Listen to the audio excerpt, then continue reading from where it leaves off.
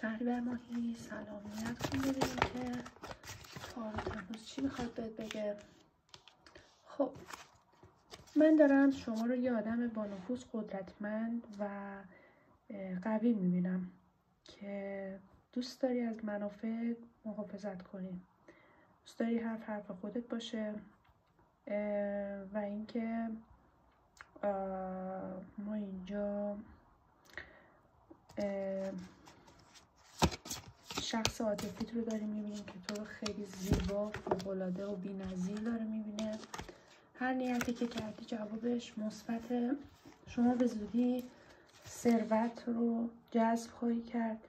توی زمینه کاریت موفقیت برات افتاده و اینکه شما کنترل خیلی خوبی رو اوضاع زندگیت داری و سعی کن که با منطق تصمیم بگیری، بین منطق و احساست یه تعادلی برقرار کنی و اینجوری میتونی به اون نیتی که توی قلبت هست برسی.